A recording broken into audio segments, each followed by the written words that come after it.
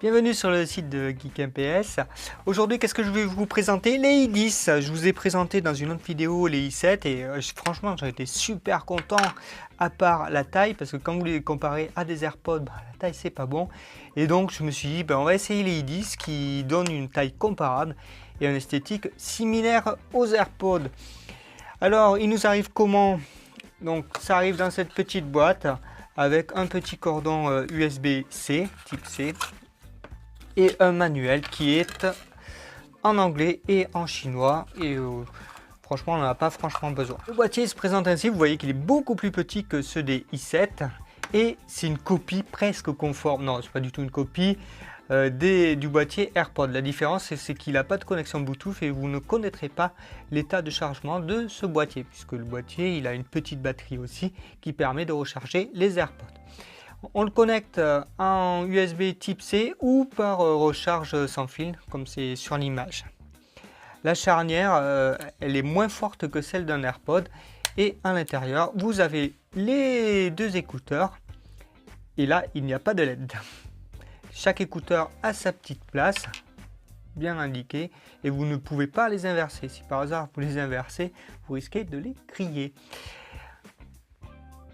Les écouteurs en revanche, ils sont complètement identiques aux AirPods. Mais quand je vous dis esthétiquement, c'est la même chose. Donc vous voyez la photo en haut là, vous voyez c'est la même chose. Par contre, lorsqu'on les compare à leurs prédécesseurs, les i7 qui demandaient beaucoup de configuration, eh bien vous le voyez tout de suite, les i7, ils sont beaucoup plus gros. L'avantage, c'est que vous les sortez du boîtier, ils se connectent entre eux sans que vous ayez rien demandé.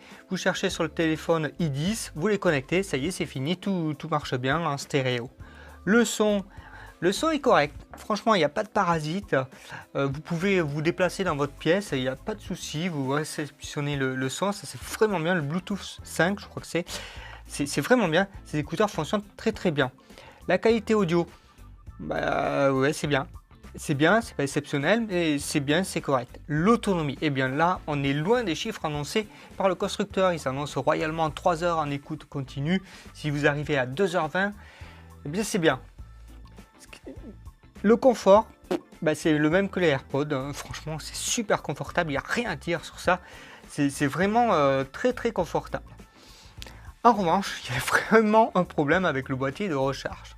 La charge ne tient pas, c'est-à-dire que vous sortez les écouteurs du boîtier, vous ne savez pas s'ils vont être chargés à 40%, à 90%, 70%. C'est le mystère le plus total. Je ne sais pas ce qui se passe. Ils se déchargent à l'intérieur de la boîte. Donc vous avez plus vite fait de les sortir. Ils vont se mettre en veille et la veille, il tient mieux la veille que dans le boîtier.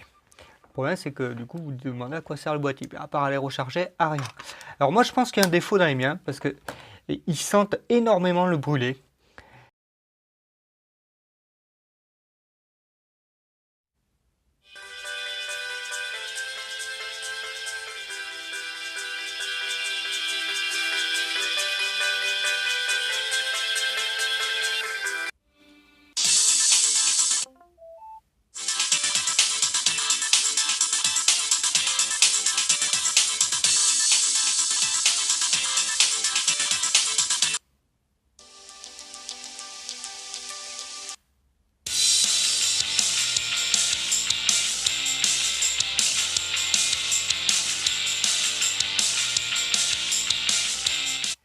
Voilà.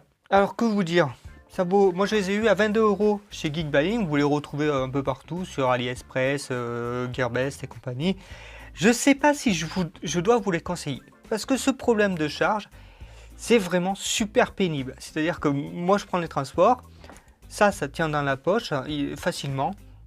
Par contre, quand je le sors, je ne sais pas si je vais avoir le temps d'écouter ma vidéo ou le temps d'écouter ma musique.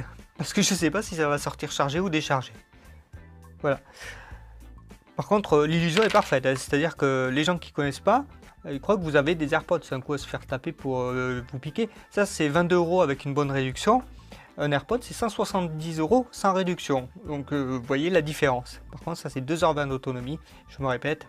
Voilà. Est-ce que je vous les conseille? Je ne sais pas. Vous avez aimé cette vidéo? N'hésitez pas à partager. Mettez un like parce que ça fait toujours plaisir. et à très bientôt sur le blog ou sur YouTube.